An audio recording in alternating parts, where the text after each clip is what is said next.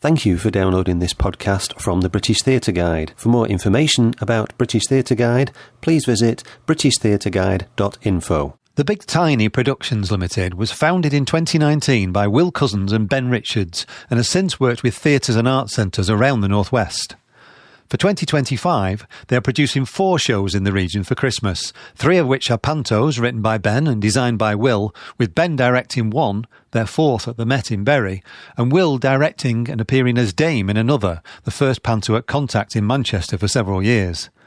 I spoke to them both, with a few contributions from their dog, Toby, when all 4 of their shows were up and running, and began by asking them why they decided to create a company that specialises in panto. Well, do you know what? Initially, we came together and did puppetry, and we had this. It was all very highbrow, and I went back to RADA, didn't I? And did some kind of masters in like proper theatre, and the problem with proper theatre was nobody. We got some really great reviews, but nobody really wanted to watch it. Right. But Will was in a pantomime, and we both thought, oh, we might be able to do a bit better than this. Yeah, I'd played the comic for a decade, something like that. And I was in a pantomime that, let's say, wasn't quite as good as some of the others I'd been in. Right. And I approached the management. We had a conversation. I approached the management and said, I think we could do a better job. Yeah. And then they said, go on then. And then I thought, oh dear, we need to actually do it. Yeah. So the following year we did it, and it was what it was. And that was sort of 8 years ago. Yeah. And then COVID happened in those formative kind of 3rd, 4th, 5th year. Yeah, which was pretty interesting because, at the point where we really wanted to push the pedal to the metal, everything ground to a halt. And so we were reliant on the government gave us the cultural significant, what was that called? CRF? Yeah, Cultural Recovery Fund. Which was great. And that saved us. And then we did 2 years going back to making quite legit children's theatre. Yeah, we made a show, a experience called Charlotte Holmes, which was reviewed in The Guardian as one of the best things to do in lockdown. And the New York Times. And the New York Times. Wow. A bit of international press, It really did save us because those few years, but in a way, it also helped our growth because in those years, there's a lot of deals, people making deals and people looking for alternative streams of income. And we were able to find some costumes from some people. We were able to find people from people, and there was just a lot of change happening during COVID. And that really helped form who we are now. If you can't quite see off screen, as Will is stroking Toby, who's desperate to pass the conversation. So we did that. But then we've had this drive to make pantomime like we make theatre. So I think there's been I think in the past there's been a real split between people who make theatre and people who make pantomime. Yeah. They're not even necessarily the same, people. And it's things like training. So, it'd be very unusual to find somebody in a West End show who hadn't gone to one of the top 10 conservatoires, But then in pantomime, people are often look at Rolo and his son. What his son is? Tommy J. It's wonderful. He's learned it from his dad. He's learned it from going around. He's got experience. And it's that variety. There's other bent to it, which is so interesting. It feels like proper old-fashioned apprenticeship sort of. Yeah, exactly. Yeah. But then also that comes in the writing as well. So there's almost like an artisanal, crafty nature to, I've done this. And it's great. There's very little barrier to entry to amateurs doing that kind of crossover.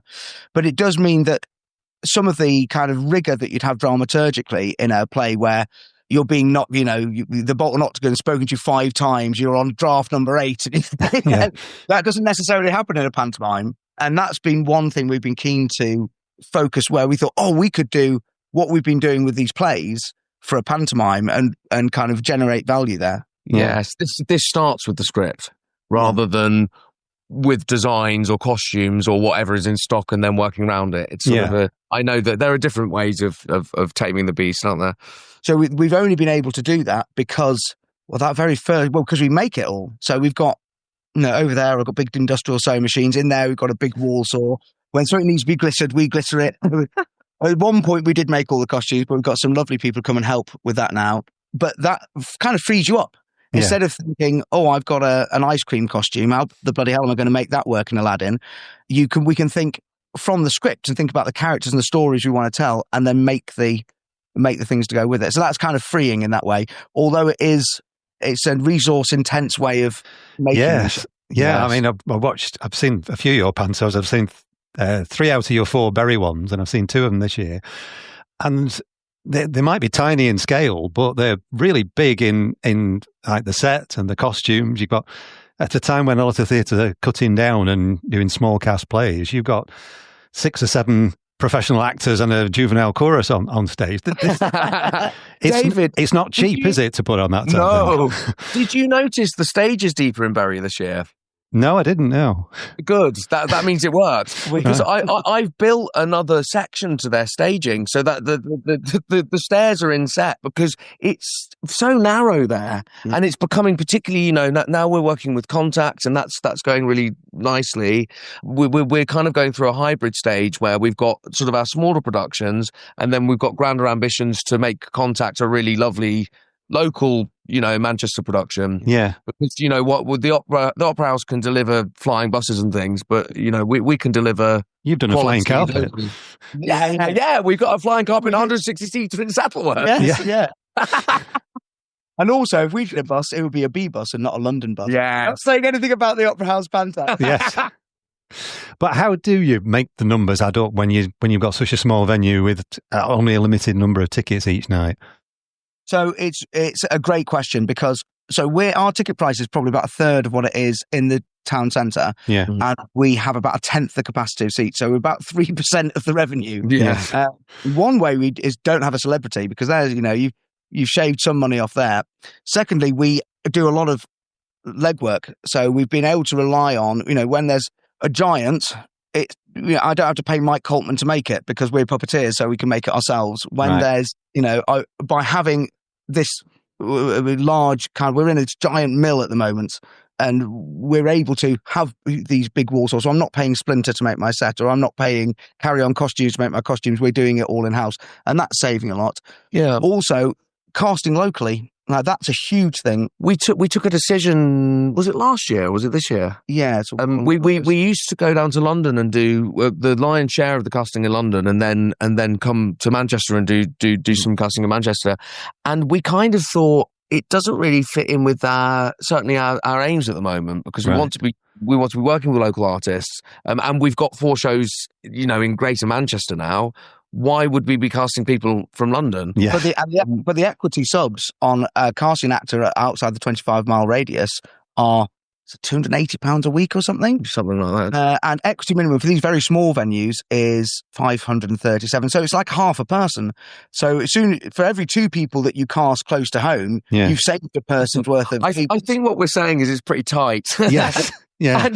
And I think that because we've got great ambition, and also because we want to continue growing outwards, we're year 7 now, but I'd like more contact with larger venues, because it's challenging. Our ambition and the size of the venues means that it's a challenge. It'll be lovely to begin to really enjoy ourselves, visually and creatively. I want to build bigger sets. Well, sometimes those restrictions can be a spur to creativity as well, can't they? Yeah, absolutely.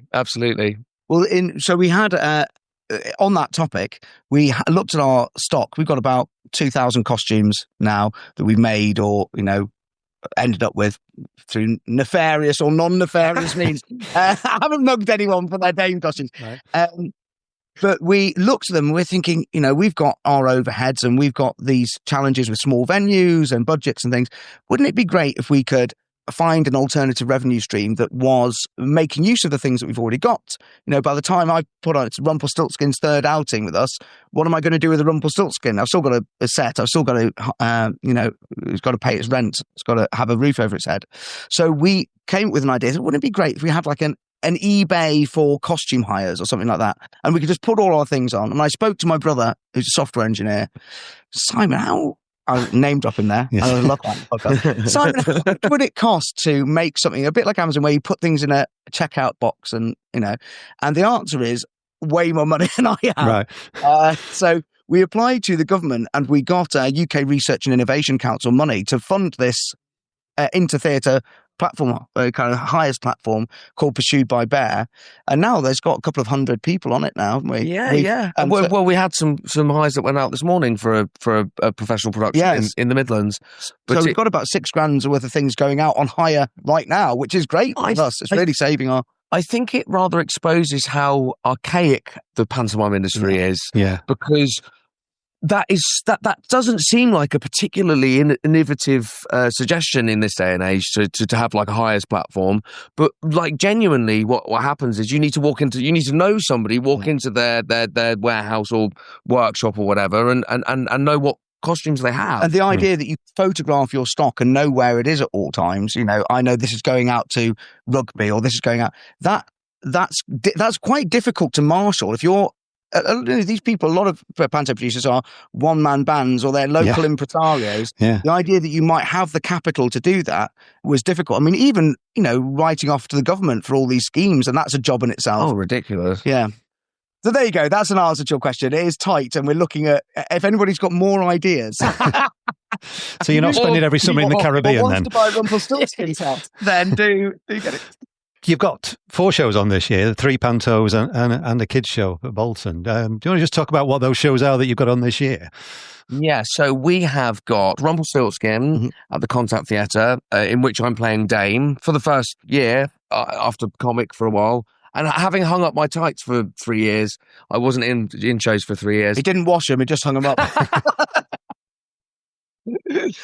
We've got Pied Piper in Bury, which is our 4th year there. Yeah.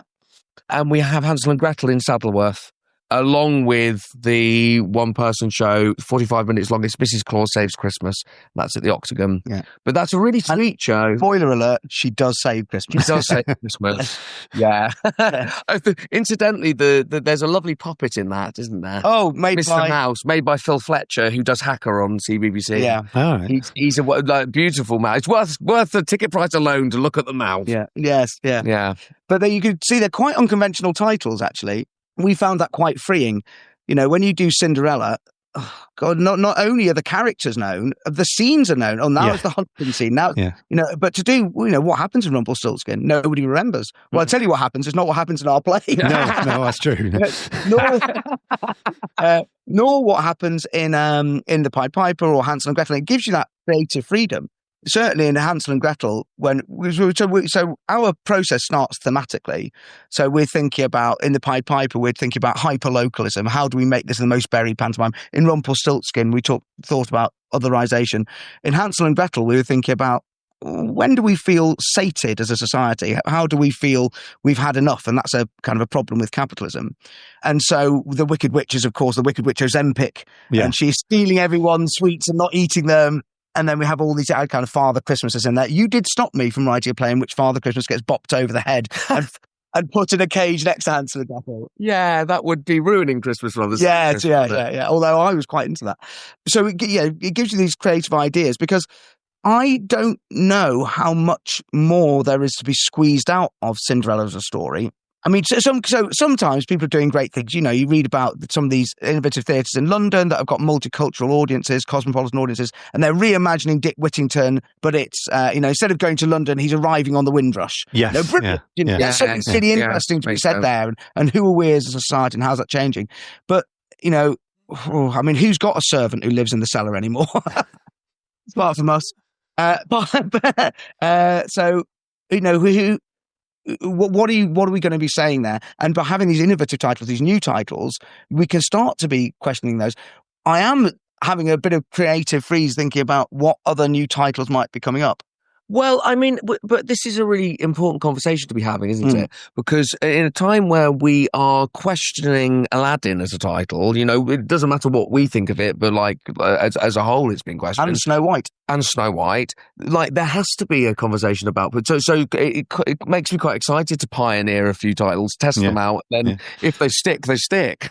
They've worked really well. Yeah. People have, in fact, some of the feedback that we've been getting over the years has been, "Oh, I've not seen that one before." Lots of people have said, "Oh, I've not seen that one before, therefore I've booked that one." Yeah.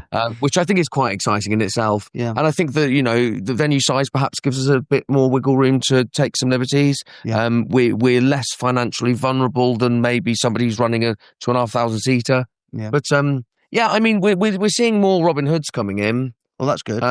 So there's no reason why there can't be more Rumpelstiltskins. Although we will say, if you ask the AI who thought of the name Little Joan, it's us. We did Little Joan first. Right. Let it be known.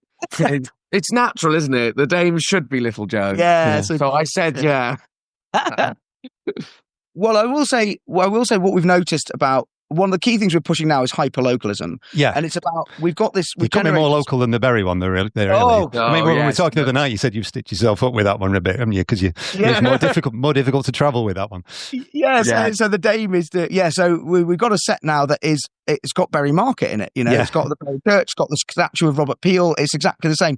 And we one of the things that's pushed us that down that road is there's a great book about regionalisation of Victorian pantomime from 1860 to 1900 by, I can't remember the name of the person. That's going to be terrible, but it will be in my PhD. Yes. And they literally are going through the scripts for Manchester, and they're saying what the set designs were, and they say, "Oh, you could see Piccadilly Gardens in this bit. You could see," and they were mentioning all of these different places, and they changed the words to the songs and sang about local people. At one point, they had kind of Victorian school marms coming on and talking about the new education acts that was being passed. Well, that was funny. Yeah, exactly. Rolling in the aisles there. Yes. Yeah. Presumably, they then sat on a bench and the bench fell over. Yeah. So we got that idea, but instead of, say, the Victorians they're using regionalism as a foil to nationalism. So that, the bigger the empire grew, the more the sense of Britishness, people felt that they were losing their own identity, what it meant to be Lancashire or what have you. But I think we're facing something similar at the moment, but it's perhaps a bit more profound. People don't know where they belong at all. They feel at sea existentially. Yeah. There's social media and hyper commercialization and things. People don't know their local community. They don't, they don't live with their families. We've lost all these kind of social bonds that used to tie people together. And I think one useful thing that we can do is to reimagine ourselves as in physical locations.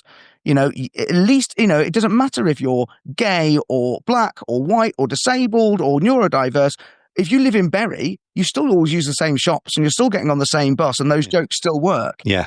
So it's a useful way of putting people into a group that actually means something and hopefully will, outside the pantomime, continue to mean something if we start to reinforce those identities. That's what excites me. Mm-hmm. I think that pantomime can have the danger of kind of falling into this kind of musical where it doesn't mean anything. This melange of nothing, right? Pretty, but I just don't think that's what panto is about. Or I think yes, it could be about something better. Yes. If we all put our heads together, we are.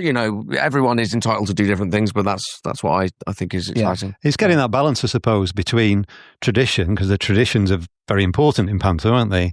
Yeah, and making it relevant to a new audience, I suppose. How do you get that balance? It's interesting. I mean, we've been thinking about it this week, thinking about slapstick comedy. Ah, yes. So there is I go back to going to pantomime as a child, being hit round the head with something that might happen to you. If you were talking. Yeah. Well, it's Punch and Judy as well, isn't it? Yeah. Isn't it? Yeah. Slapstick. But Will does Punch and Judy as well, and whilst there's quite a lot of leeway there because puppets aren't real people. But as soon as you put a real person hitting another person, even if it's got a silly sound effect, it's starting to read a bit differently. Children they see that as violence maybe in a way that we saw it as, oh, your mum giving you a clip round the ear. Yeah. I think it's the technique and precision that makes it could make it fun, yeah. I've been having a conversation with the comic Contact about this because it needs to be really sharp and very unrealistic. Yeah.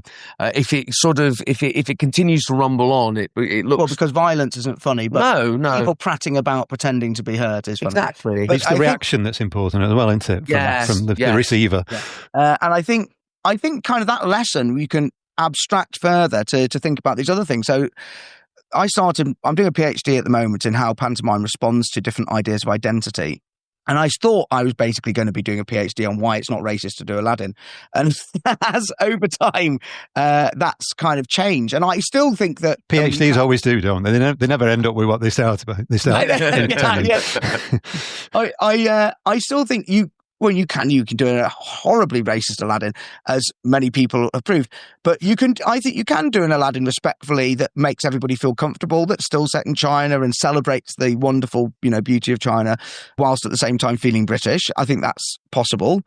I think we managed to do that. But also, I realise I'm not particularly interested in that. I think if I was British Chinese, I might be more interested in that. Yeah. And it'd be something I wanted to explore. But actually, these things that affect me, things that affect where I live, the people that I'm making shows for, I want to give this over to them. I don't want to. We've got this paradigm of meaning gifting. So instead of owning something, it's going to be my pantomime, it's going to be our costumes, our show, I want to make shows and give them away. And I think so. A lot of these ethical questions, if you're going to make a show about Aladdin with Chinese costumes, who are you doing that for? Is it because you've got a warehouse full of Chinese costumes? Or is it because you've got something interesting to say, about the Chinese culture or about multiculturalism or internationalism to your community that you're making a show for? Because I think that matters. And I think also audiences can suss that out. Panto can also be political. You mentioned the Windrush, Dick Whittington at Catford, which we put a review up for that this morning, actually. And that's also got, King Rat has got a sidekick called Nigel Fartage. So that's brilliant. Obvious political reference. But those very current, not necessarily political, but sort of satirical references are also important to keep it fresh, aren't they? Yes, I agree. But they're also things that root you locally, not just in space, but in time. Yeah. And that runs through pantomime, doesn't it? It's picking those songs that have been the big hits for the kids that year. I think that's really important, isn't it? It sort of needs to feel like almost a review of the year as well. It's like a snapshot of what's happened. Well, we've got. I mean, one of the biggest jokes in the Pied Piper that we're getting laughing is the prince steps out and he reads aloud Greater Manchester's bus policy.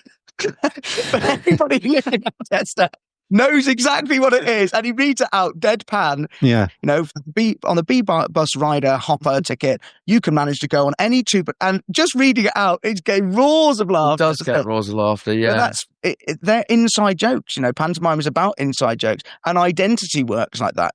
King Andy Burnham. Yeah, Excellent. But then look at the Muslim pantomime that's going round, and you go and see it, and if somebody stood up and was making jokes about how all these Bengalis are too rich, or these people from Kashmir are too ponderous, or whatever it is, they make jokes.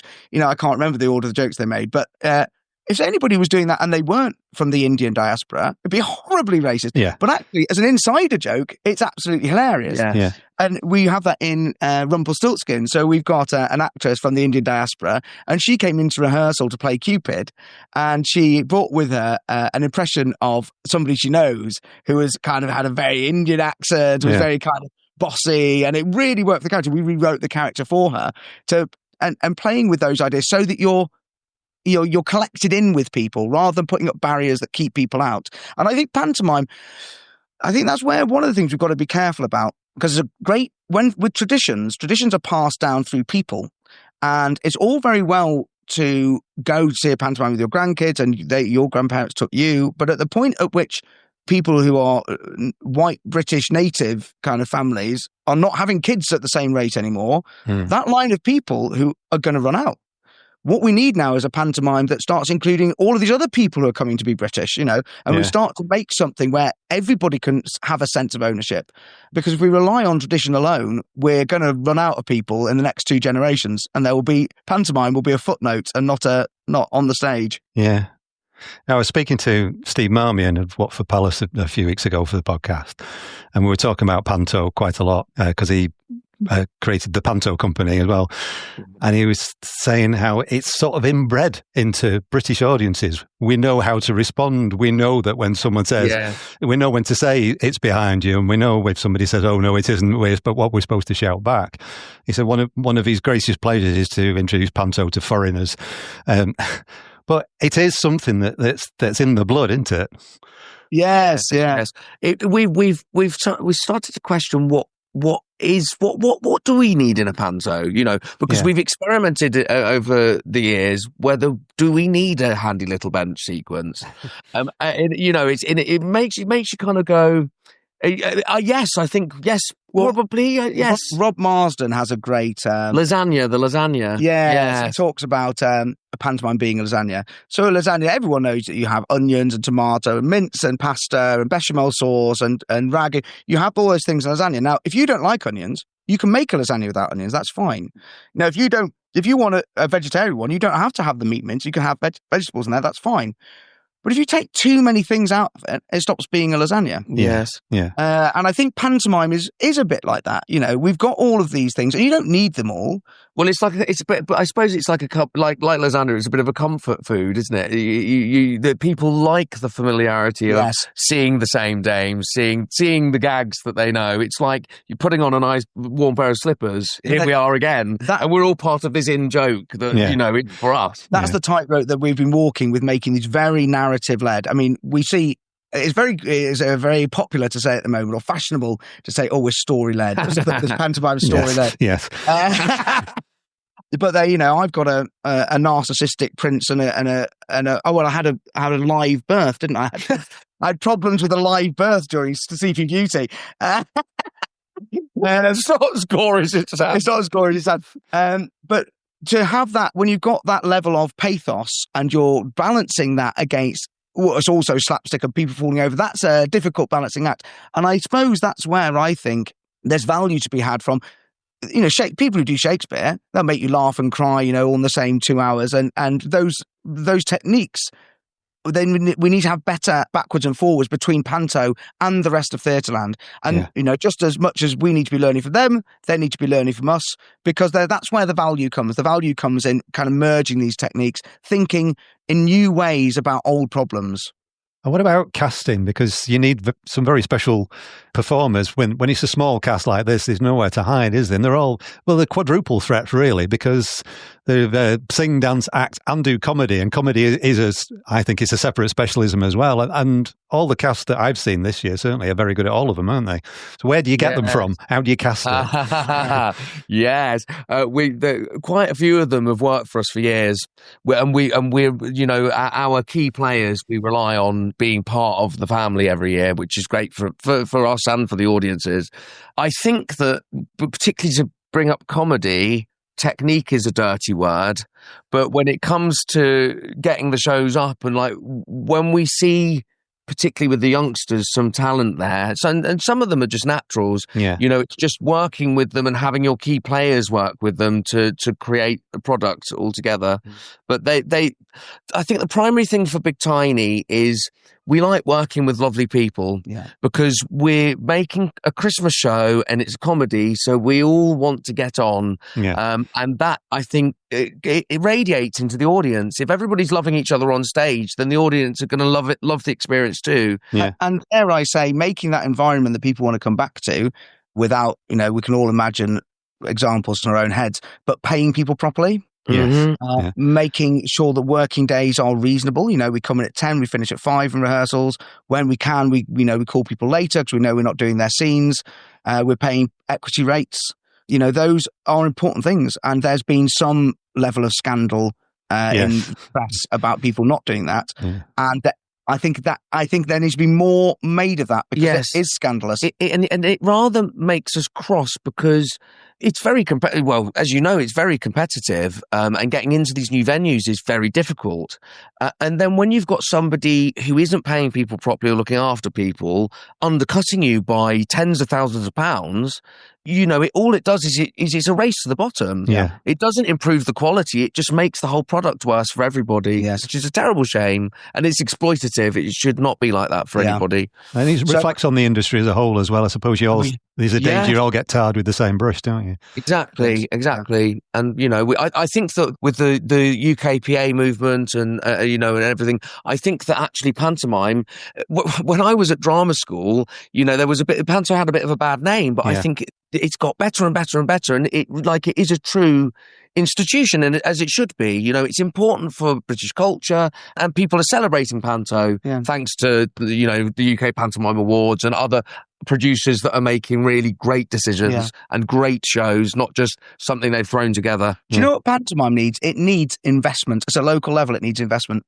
Because it's been a commercial art form, there's been this move away from, well, say, funding bodies don't touch pantomime.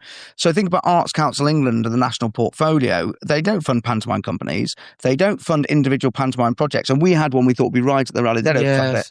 And at the same time, here's £20 million for this ballet company or this opera company. And, people like pantomime. Yeah. People want to go and see pantomime. Perhaps because it's been traditionally seen as a working class art form, then it's not touched, and furthermore, some of these venues that are supported by the Arts Council rely on scraping value out of pantomime in order to fund other things that are more worthy. Yes. But why shouldn't somebody who maybe they come once a year and they bring their family and maybe they are working class, why shouldn't they see their money reflected on stage? Why should it be seen as a way to extract value to give to something they're not interested in? I don't like that. So there's a tendering process when you go in for these venues where essentially you bid against yourself and, closed, sealed bidding, and you're bidding lower and lower and lower, trying to cut your costs back. Maybe if I don't eat for a month, I can afford to, and that's a weird tendering process. So coming from industry where often you're like, here's the price, you tell us what you can make for that price. And some models like that where we're saying, let's put quality first, let's put the people first, the audience first, and the show first, and then think about make it work, rather than let's try and extract value out of people, I think would make the whole art form better. Yeah, it's very clear. Just looking at production photos across the country, it's clear which venues truly value their pantomime and their company, or they invest in house to make the most fantastic looking product. Oh, dare I say, Colchester, the Mercury. My goodness! Every time you look at that show, does it look fantastic? And they're not the only ones, of course. You could name me as long as your arm, but I would look at them this week, and agog. I'm always amazed. They're innovative designs. They're engaging, wonderful costume and wig makers, great actors. It's that's how pantomime should be done. Yes.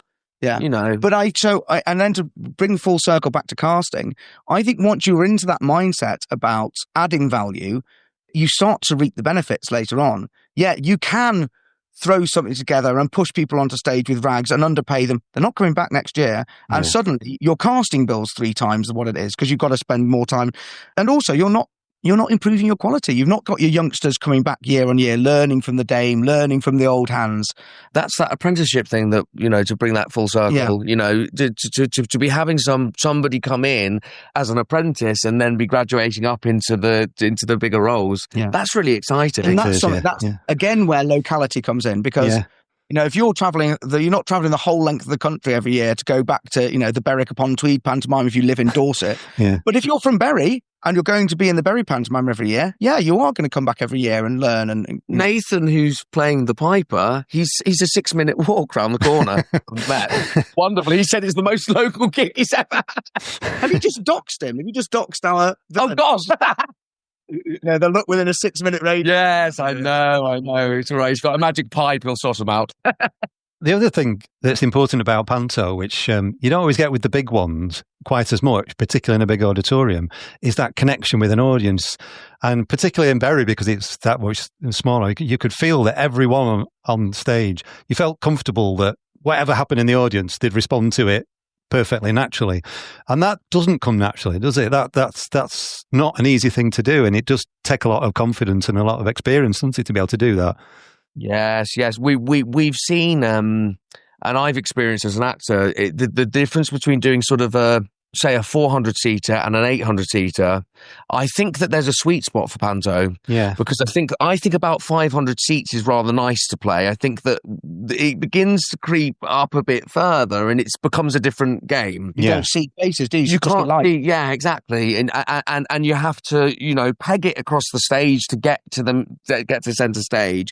And it just becomes a very different style of performing. Whereas that kind of Les Dawson sort of arm on the fence looking over and having an apple, which is really quite fun, it's very funny. So here's a good question. We talked about this on the other day in the van, going from one problem to another problem. We're producing 4 shows. What do you think about the northernness of it? Because so say something about that. That was very interesting. Yeah, I think that you can play things in a different way. I think that the patter of a northern panto is more down the cannon and ball alley than so my southern family never got cannon and ball.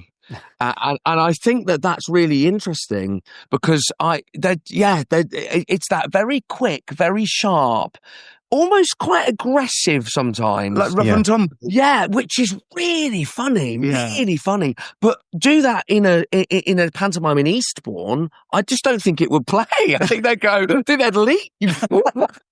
But not, it is a different kind of format, isn't it? Well, I do think that there's a woman an archetypal woman that you meet 8 times, before breakfast in the north if you're getting a bus. Yeah. It will tell you exactly what you're doing wrong. You've not met her, and she's got it all figured out in her head. Well, fabulous, kind of salt of the earth. And you get, certainly in Sussex, when we go and visit Will's family, there's a lot of people who keep themselves. And there's not that archetype. So when we're doing Dame or you're doing comic, you're kind of drawing on a different local and regional pool of knowledge of archetypes. It is, to talk about archetypes. I think the Dame here is very, I think he's very salt of the earth, sort of, very direct, funny, but can snap. And I think the Dame down south is glam, aspirational, kind of a hyacinthy. Yes, a hyacinth bucket. Yeah, exactly. I do think that is. I mean, that's my opinion. I'm sure that other people will. That's his Dame as well. So that'll be you. You've seen. Yes. Oh, hello. So how many pantos do you see of other people's then? Do you get, you must get to see a few. Yeah. To be honest, this year we've not had time to see anybody else's yet, have we? No. And we're slightly restricted with who is playing into January. Our last show finishes on the 3rd of Jan, so it gives us a little bit of wiggle room. We go and see Little Wolves pantos every year, though. We like the boys, Little Wolves, great boys. And I think we'd quite like to see Chippy Norton. Chippy Norton, want to get down there because that seems like a nice high quality small show, and also it has Tessa Vale in it, who's worked for us for years. We used to do our tour of the Northwest pantomimes, kind of the St Helens Theatre Royal, Oldham. We used to get down to Shrewsbury every year, didn't we? We did, to see Brad Pitt in Pool. And we get across to Mould usually. So usually, I'd say we see about 10, 15 other pantos. Doing the PhDs made me turn up to see a few more. There are some though that are just in the wrong direction. If you're going to go away for a weekend and catch 3 pantos, then you head off in a direction, you pick up Worcester, and then you see Hereford. But I'd really, really want to get up to Edinburgh and see the Tron panto. That's my Johnny McKnight panto. I've really got in my head that's one. So I've got to figure out what other 3 pantomimes I want to see around the corner from him. And of course, Scottish panto is a little different, isn't it? It is, especially with their Dame thing. We've never seen this one. Yeah, I had Johnny McKnight on the podcast a couple of years ago when he was doing something for the Edinburgh International Festival, but we did turn to panto for a while in that conversation, and he was saying how it's different. It doesn't go on for quite as long as a lot of the English pantos, he said as well. And we've all been to pantomimes that needed to be a little bit shorter. Yes, yeah. So pantos these days, I think it might have been Oldham that started this a few years ago. They tend to start marketing next year's when this year's is on. So I assume you must be planning for next year already. Yes, we've got Sleeping Beauty at the Contact. Yeah. We've got Jack of the Beanstalk with a very local twist in Bury, and then we're going to move the Pied Piper to Saddleworth. Now, we thought a lot about that because if anybody comes and sees the Bury pantomime, it's the most Bury thing you can imagine. Like the Pied Piper's taking the black puddings away. The set is literally Bury. So the set we're going to have to reimagine for Saddleworth. But some of the pressures are the same. They're both districts of Greater Manchester with strong local identities. Saddleworth's very interesting. Just as Bury used to be Lancashire, Saddleworth used to be Yorkshire and is getting gobbled up by Greater Manchester.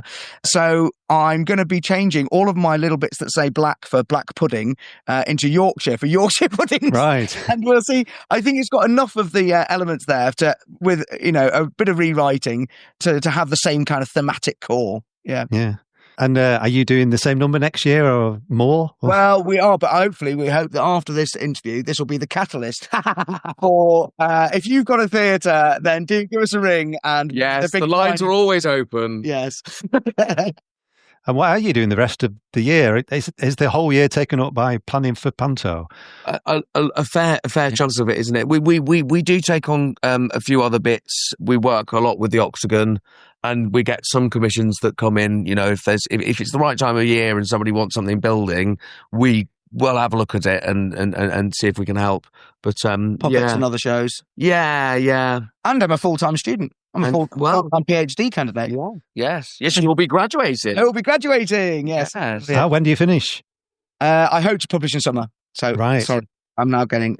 And this is the dog. I think the dog's coming We into... do lots of dog walking. That's what the dog's coming into call time, I think. Yeah, that's it. Thank you, Toby.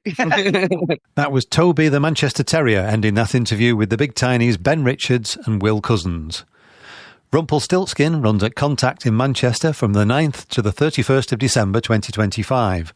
The Pied Piper of Hamelin runs at the Met in Bury from the 6th to the 28th of December, and Hansel and Gretel runs at Millgate Arts Centre in Saddleworth from the 6th of December to the 3rd of January.